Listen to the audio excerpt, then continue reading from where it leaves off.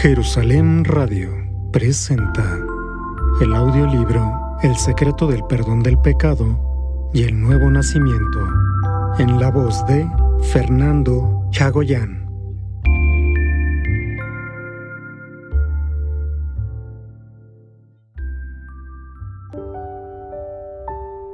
Park, ser gerente de un banco no es un trabajo fácil. Le prestamos dinero a ese hombre ruin que no tuvo consideración de un inquilino como usted. Me da mucha pena. Mientras él hablaba, yo no sabía si debía decirle que yo era un cristiano salvo, porque normalmente ellos se ponen muy duros con los que son cristianos. Pero me acordé de que yo le había orado al Señor para que me solucionara este problema, lo cual significaba que yo no tenía la capacidad para hacerlo, pero él sí.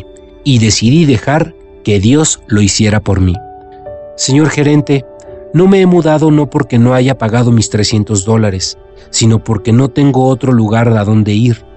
Ya le reporté este asunto a mi jefe y estoy esperando su respuesta. Tan pronto como él me lo haga saber, me voy a mudar inmediatamente. ¿De veras? A propósito, ¿quién es su jefe?, me preguntó. Él es una persona muy agradable. Él es Jesucristo. ¿Es usted ese tipo de persona?, él me preguntó con sus ojos muy abiertos y yo le di testimonio de lo que Dios había hecho por mí. Señor Park, aunque no soy una persona religiosa, sentí algo bueno en usted mientras lo escuchaba. Sigo orando y resuelva su problema lo más pronto posible. Yo todavía estaba preocupado. Mientras estaba presidiendo la reunión evangelística, olvidé mi pesadilla. Pero tan pronto como llegaba a casa empezaba a preocuparme otra vez. Estaba yo orando un día y me llegó el pensamiento de que sería bueno ir al departamento que había visto el otro día. Cuando llegué allá, el rótulo "se alquila" todavía estaba. Sin dinero alguno, yo pensé que ese departamento podría ser el que Dios me daría y le hablé al arrendatario. Hola, yo soy un siervo de Dios y vine a esta ciudad a predicar la palabra de Dios, pero un hombre me engañó y me van a desalojar de donde vivo. Ya que no tengo un lugar a donde irme, he estado orando por un lugar. No sé cómo es que Él me va a guiar, pero yo presiento que este es el edificio que Dios quiere para mí. Usted no tiene por qué compadecerse de mí. Mi Señor siempre ha preparado algo bueno para mí. Después de 5 minutos de estar pensando, me dijo: yo soy anciano de una iglesia en esta ciudad. Dios me dio este edificio sobre una calle principal. ¿Cómo puedo menospreciar a un siervo de Dios? Me sentí como si estuviera en el 7º cielo cuando él me estaba diciendo eso y me sentí aún más elevado porque su hija estaba tocando unos himnos en el piano en ese momento. Dios me mostró que Él es un Dios vivo. No sabía cómo contener mis lágrimas. Cuando ya me iba, el anciano me dijo: si usted no deposita algún dinero, los dos nos sentiremos incómodos. No me importa cuánto, pero deposite lo que pueda. Entonces le dije: $100. Le dije a pesar de no tener el dinero, pero después de haber hablado ya no podía retractarme. Es un trato. Múdese la semana entrante, me dijo. Él aceptó el trato y entonces me culpé a mí mismo pensando: ¡ay, es mucho dinero! ¿De dónde puedo sacar esa cantidad de dinero? Hablé con los hermanos y las hermanas de la iglesia, pero lo único que pudieron hacer fue preocuparse. Estuve orando de rodillas. Señor, no sé por qué yo le dije $100. Por favor, encárgate de esto durante los próximos 7 días. Cada vez que yo escuchaba un ruido que venía de afuera, esperaba que alguien viniera con el dinero, pero nada sucedió durante varios días. Al 5º día, escuché a una mujer que decía: este debe ser el edificio. Yo vi una cara conocida que venía entrando. Era la señora que me debía $50 cuando yo alquilaba su casa. Yo me había olvidado de este dinero completamente, ya que no la veía desde hace un año.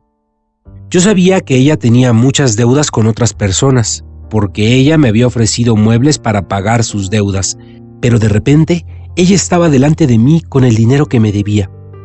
Señor Park, lo siento, no sé por qué, pero yo quiero pagarle a usted primero su dinero. Alguien me dio un dinero hoy y vino usted inmediatamente antes de que otros acreedores me lo quitaran. Lo conté más de 100 veces. Esta vez me sucedió un milagro y yo estaba seguro de que el Señor me daría la diferencia faltante tarde o temprano. Fui al banco para reunirme con el gerente. Señor gerente, Dios me permitió mudarme. Me iré pasado mañana. Usted puede venir a comprobar. Señor Park, yo tengo un hijo de su edad y me da pena porque lo que estoy haciendo podría desanimar su joven y ambiciosa vida. Estoy planeando postularme para congresista en esta ciudad. Por favor, no hable mal de mí. Él se dirigió a la caja fuerte y me dio un paquete de dinero. Me ofreció una taza de té antes de que me fuera. Pero yo no podía estar más tiempo ahí porque mi deseo de saber la cantidad de dinero era irresistible. Tan pronto como me di la vuelta a la esquina, lo conté. Eran $15. Aunque yo necesitaba más, no podía más que alabar al Señor. No tengo palabras para decir lo que el Señor ha hecho. Él siempre ha estado conmigo en todo momento. De hecho, mucha gente me ha ofrecido buenos empleos en sus iglesias. Yo tengo la seguridad de que todo lo que necesito viene de arriba. Gracias a la fe, yo he podido superar todas las tentaciones del mundo y por lo que concierne a esta conferencia, rehusé recibir dinero por mi tiempo porque el Señor se encarga de mi vida. Bueno, todavía necesitaba $35 más. Lo extraño es que yo estaba tan tranquilo, aún sabiendo que nada más me quedaban 2 días para mudarme. Después de un tiempo sonó el teléfono y era un amigo mío.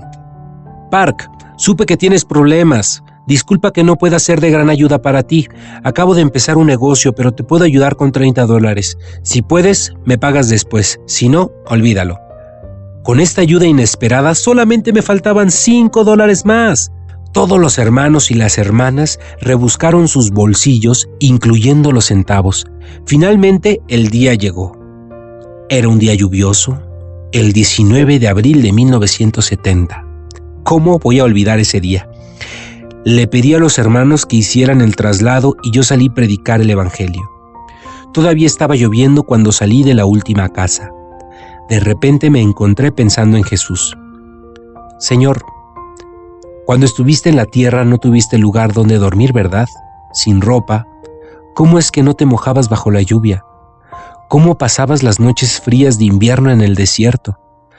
Las otras personas regresaban a sus hogares cuando tú terminabas de predicar, pero tú ibas al monte a orar sin tener un lugar donde dormir.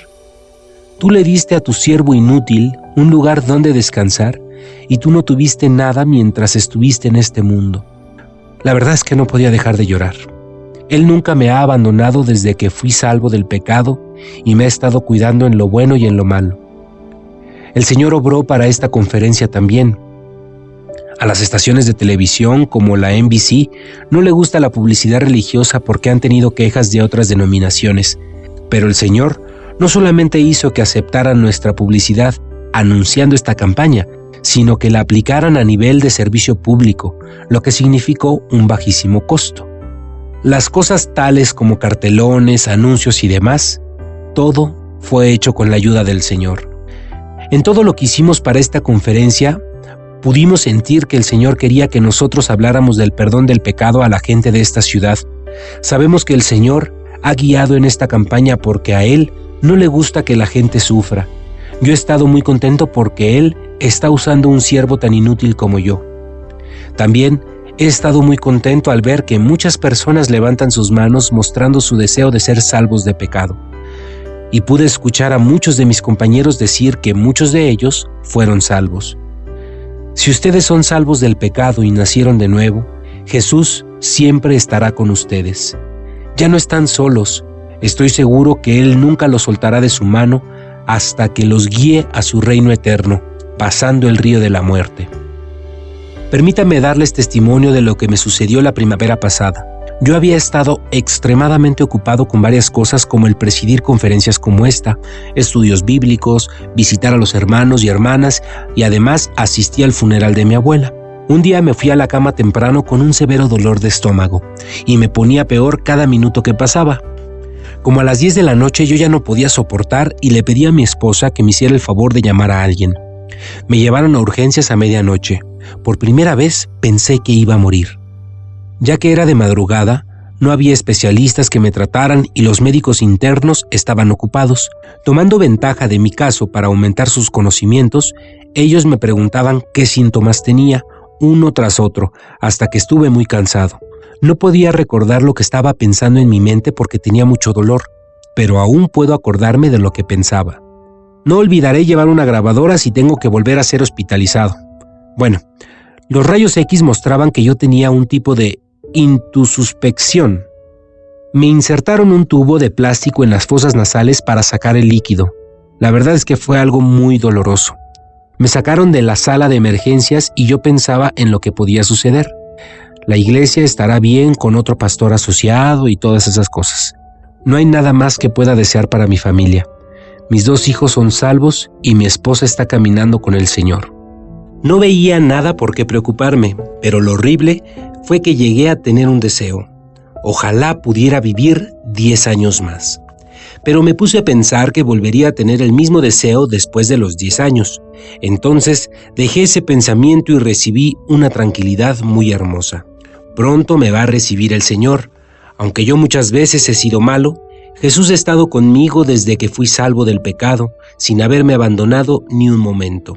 A propósito, Señor, ¿por qué no me ayudaste pronto cuando yo tenía tantos problemas y cuando estaba tan ansioso? De cualquier manera, gracias, Señor. Por favor, Señor, cuida de mi esposa y de mis hijos como lo has hecho conmigo. El pensamiento de que iba a vivir con el Señor para siempre me hizo sentir muy feliz. Yo pude apreciar la salvación del pecado y la bendición que tengo. Un médico me dijo: en algunos casos, el paciente de intususpección muere a menos de que se recupere de esta en el término de 24 horas. Pero en casos especiales, el paciente de esta enfermedad regresa a su condición normal en un par de horas. ¿Por qué no aguanta el dolor un poquito? Si tiene ganas de expulsar un gas, hágamelo saber. Al siguiente día era domingo. Algunos de los hermanos me visitaron y regresaron para el servicio de la noche. Durante su visita mi cuerpo tenía necesidad de expulsar gases, pero por vergüenza tuve que contenerme hasta que ellos se fueron. Por eso, quiero compartir que no estamos solos aunque tengamos dolor, pena y agonía, y que tampoco estamos solos cuando cruzamos el río de la muerte. Esperemos ese día sin temor. Sansón, en el libro de los Jueces, capítulo 15, versículo 13, estaba atado con cuerdas muy fuertes. Leamos juntos el versículo 14. Y así que vino hasta Lehi, los filisteos salieron gritando a su encuentro, pero el Espíritu de Jehová vino sobre él, y las cuerdas que estaban en sus brazos se volvieron como lino quemado con fuego, y las ataduras se cayeron en sus manos. Pastor, solo dígame cómo puedo ser redimido. Yo soy un hombre muy ocupado. Deje de lado todo lo demás y enséñeme solamente el camino de la salvación. Mucha gente ha preguntado acerca de esto, pero desafortunadamente no puede hacerse así. A la mayoría de la gente el evangelio le entra solamente en la cabeza y sigue sufriendo por los pecados que le quedaron en el corazón. Solamente cuando el Espíritu Santo obra, son libertados del pecado. De no ser así, ellos solo tienen el conocimiento del evangelio de que Jesús les limpió de sus pecados, pero todavía están bajo el poder del pecado sin una verdadera libertad. Sansón fue atado con cuerdas, pero cuando el Espíritu de Dios entró en él, las cuerdas fueron cortadas como lino quemado. Cualquiera de sus pecados que lo hayan atado serán cortados con el gran poder del Espíritu Santo. Esto es la salvación. Sin tener la ayuda del Espíritu Santo, algunos creen que son salvados solamente con el conocimiento del evangelio. Algunas personas piensan que son salvadas por medio de una oración. No, eso no es verdad. Nuestros corazones deben ser liberados del pecado para ser salvos y para nacer de nuevo. Así como Sansón estaba atado con cuerdas, la mayoría de la gente está atada con remordimientos o temores por el pecado. Lo único que corta esas cuerdas es el poder del Espíritu Santo. Es por eso que hemos preparado esta campaña en oración y en ayuno, con el deseo de que el Espíritu Santo obre a través de ella. Yo quiero que los nuevos santos oren por mí para que donde quiera que yo vaya, mucha gente pueda tener la bendición de la salvación. Ahora, amigos, veamos qué es lo que sucede después de la salvación en el versículo 14. Y así que vino hasta Lehi, los filisteos salieron gritando a su encuentro, pero el Espíritu de Jehová vino sobre él, y las cuerdas que estaban en sus brazos se volvieron como lino quemado con fuego, y las ataduras se cayeron de sus manos. Sin importar qué tan fuerte pueda ser una cuerda, no sirve después de que es quemada. Esta se caerá en pedazos con un pequeño toque. En el versículo 15 dice: y hallando una quijada de asno fresca aún, extendió la mano y la tomó, y mató con ella a 1000 hombres. Una vez que usted ya no tiene condenación, un poder nuevo se irá filtrando en su corazón, y cuando lea la Biblia, usted podrá entender un mensaje nuevo que nunca antes había entendido. Usted ora en una forma diferente. Ya no siente la carga de que tiene que predicar el Evangelio, sino que ahora simplemente abre su boca y el Señor estará con usted para realizar obras maravillosas. Después de que Sansón mató a 1000 hombres, casi se muere de sed y cayó en manos de incircuncisos. Él clamó a Dios para que le ayudara y Dios abrió la cuenca del Lehi y brotó agua. Alguien podría preguntar, ¿cómo es que este hombre poderoso llegó a ser un molendero ciego en la prisión? La fuerza o el poder que él tenía no significaban nada. ¿Cuál es la diferencia entre David y Sansón? David tenía profetas a su alrededor, mientras que Sansón no. Un día David cometió el pecado con la esposa de Urías, y Natán el profeta, siervo de Dios, reprendió a David duramente. David, el rey, era obediente al siervo de Dios. Y Sansón era muy arrogante, porque físicamente era fuerte. Por eso él no buscaba un guía espiritual. De la misma manera, nosotros vemos muchos hombres que, aunque son salvos, piensan que pueden vivir como buenos creyentes por sí mismos, sin un guía, solamente para encontrarse en medio de la confusión y del caos. Si Sansón hubiera tenido un guía fiel cuando se enamoró de Dalila, hubiera sido reprendido. Le habrían dicho, Sansón, ¿qué es lo que estás haciendo? Escucha a tu mente justa. Y tú, malvada Dalila, ¿cómo te atreves a privar a Dios de su siervo? Vete de aquí inmediatamente. Sansón fue destruido a pesar de ser un hombre poderoso porque no tuvo un guía. El cristiano que es salvo necesita de un guía, el cual es el pastor. ¿Pero por qué? Porque él no es un pastor, sino una oveja. Cuando yo trabajaba en una iglesia en Seúl, conocí a muchas personas que desconfiaban del pastor. Cuando yo los escuchaba me daba mucha tristeza.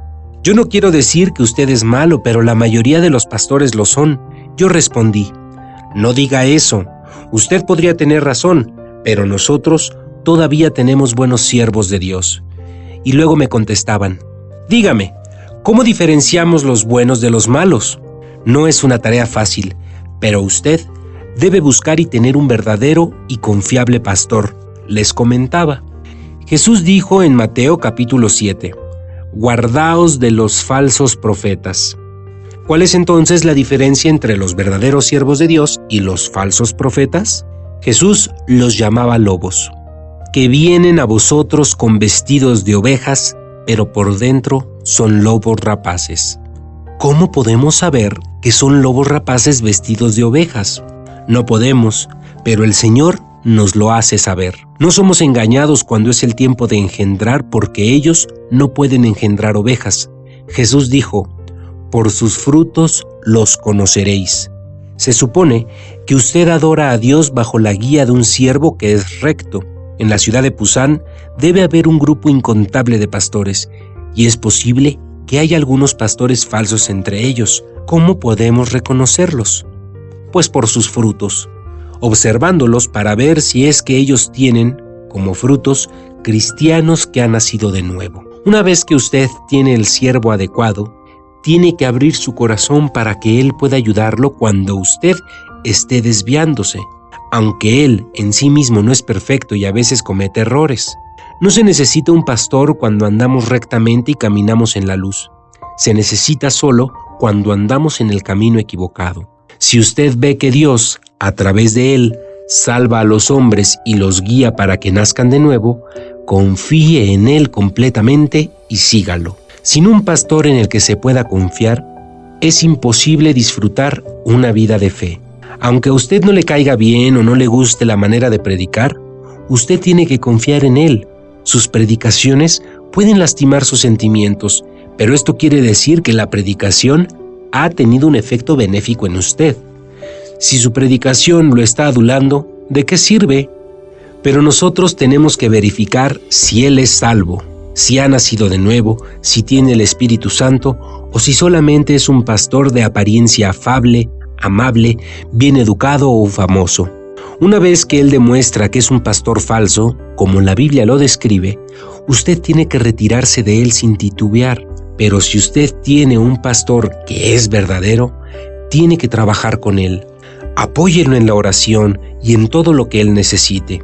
Tenemos que escuchar lo que dice la Biblia para decidir qué camino debemos seguir.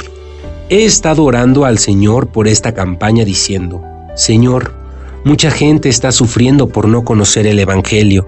Necesitamos más siervos para esta tarea. Deseamos tener más siervos para que salgan de esta conferencia y que puedan trabajar en China, Brasil, África, los países musulmanos, en el Medio Oriente y en nuestro vecino país Japón, que es rico, pero está lleno de pecado. Señor, por favor, permite que cada una de las personas que sean salvas en esta campaña sean traídas ante tu siervo y que tengan vida eterna. Yo quiero que tú las cambies, que no sean personas que deseen el placer del mundo, sino que derramen lágrimas por el bien del Evangelio, que sean golpeados, vituperados y que sufran por causa de Jesús, para que todos podamos estar reunidos en el reino eterno y compartir los emocionantes testimonios. A través de esta conferencia, deseo ver hermanos y hermanas nuevas que trabajen para Jesús. También deseo que Jesús obre en sus corazones y que los guíe en cada uno de los pasos de sus vidas. Yo realmente quiero que el Señor, que ha estado conmigo los últimos 25 años desde que fui salvo del pecado, los acompañe, especialmente cuando ustedes estén en sufrimiento y en dificultades. No puedo olvidar las caras de los que acaban de nacer de nuevo en esta campaña. Donde quiera que ustedes estén, deseo que la salvación que recibieron los haga más fuerte cada día y los mantenga firmes en la fe. Capítulo 9. Caín y Abel. Estoy muy agradecido con Dios por habernos permitido llevar a cabo esta campaña. Este es nuestro último sermón. Vamos a leer el libro de Génesis en el capítulo 4. Este será el último sermón que predico en esta campaña. Hay tantas cosas que decir que no sé ni por dónde empezar. Mañana por la mañana iré rumbo a la capital, Seúl, pero me parece que mi corazón no se irá de aquí por mucho tiempo. Anoche tuve la oportunidad de subir al tercer piso de este edificio para ver los nuevos hermanos y hermanas que nacieron de nuevo durante esta campaña. No sé cómo describir lo que sentí en mi corazón al escuchar sus testimonios. Ellos testificaban haber luchado y sufrido con el pecado de muchas maneras y cómo sus luchas eran desconocidas por los demás a pesar de haber estado asistiendo a alguna iglesia por mucho tiempo. Por fin pudieron nacer de nuevo y recibir al Señor por medio de esta campaña. Anoche escuché el testimonio de 4 personas, pero yo sé que no solo son 4 los que tienen un testimonio de salvación. Yo creo que Dios nos permite tener estas campañas con el propósito de que usted pueda ser librado del pecado en su corazón porque Él le ama. Amén por eso. Esta noche me gustaría darles el testimonio de cómo fue que mi padre llegó a creer en Jesucristo. Mi madre murió el 14 de agosto de 1950, justamente después de que empezara la guerra en Corea. Mi padre amaba mucho a sus 5 hijos. Él era muy joven en el tiempo en que murió su esposa, y bien pudo haberse casado otra vez si lo hubiera querido, pero decidió no volver a casarse. Decidió criar a sus hijos solo, ya que había oído que uno de sus amigos había tenido una vida muy miserable con una madrastra. Todos sus hijos crecimos y nos casamos. Yo trabajaba para una iglesia pequeña. Mi esposa y yo nos sentíamos incómodos, ya que mi padre no nos escuchaba siempre que tratábamos de hablarle acerca de creer en Jesucristo, sobre el pacto de Dios y del reino celestial. Mi padre vivía en el campo y frecuentemente nos visitaba trayendo arroz y algún dinero para ayudarnos. Cada vez que teníamos la oportunidad, le pedíamos que creyera en Jesús. La respuesta de él siempre era la misma: hijos, no me presionen tanto. Yo creeré en Él. ¿Cómo puedo rechazarle sabiendo que ustedes creen en Él? Lo haré el próximo otoño. Él tenía muchos amigos de nuestro pueblo. Lo que más le agradaba a mi padre era beber y charlar con sus amigos en las comidas que se realizaban en las bodas o en los cumpleaños de los hijos de ellos. Lo que mi padre pensaba era que si no tomaba licor en las grandes celebraciones de sus amigos por causa de creer en Jesús, ellos se ofenderían. Por eso es que mi padre no quería comprometerse hasta después del otoño de ese año. Nosotros no lo podíamos presionar tanto, de modo que tuvimos que esperar.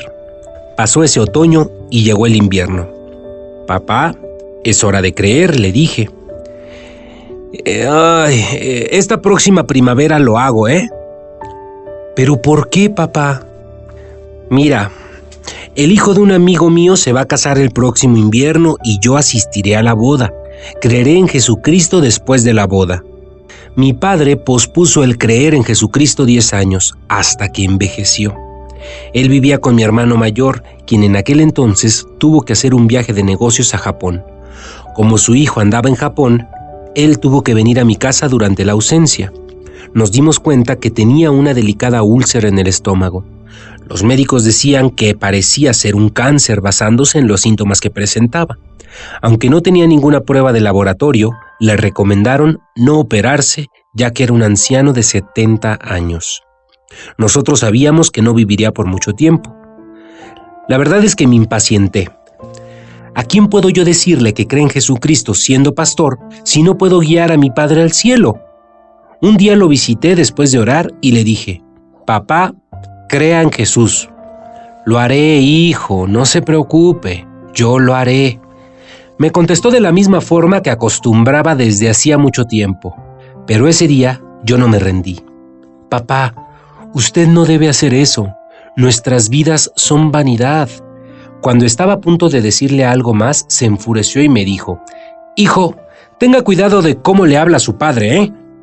Nunca había visto a mi padre tan enojado en toda mi vida. Es curioso cómo podemos ver a Satanás trabajando para hacer que las personas se resistan fuertemente contra el Evangelio justamente antes de que éste pueda llegar a la persona. Yo conozco a mucha gente en estas campañas que me testifican que sin razón alguna se enojan contra mí.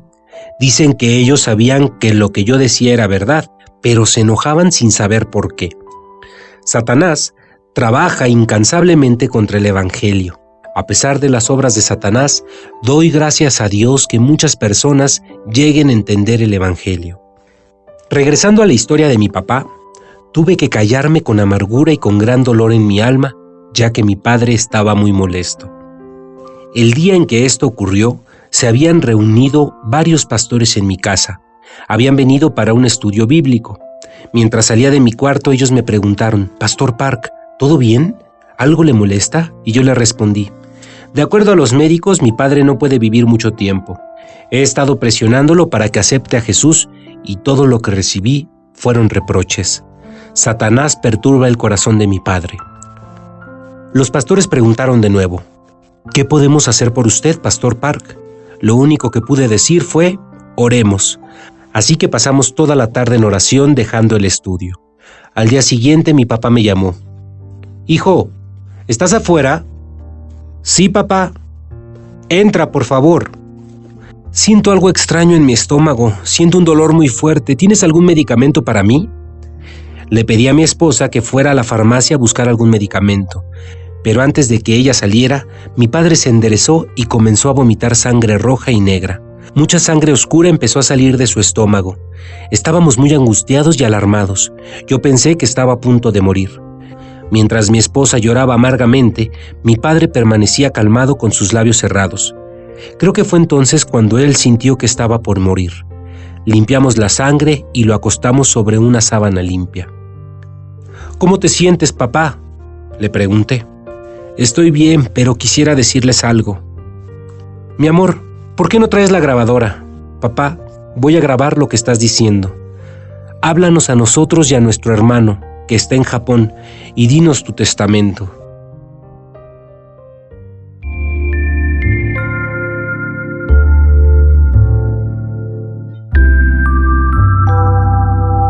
Jerusalén Radio presentó el audiolibro El secreto del perdón del pecado y el nuevo nacimiento, en la voz de Fernando Chagoyán.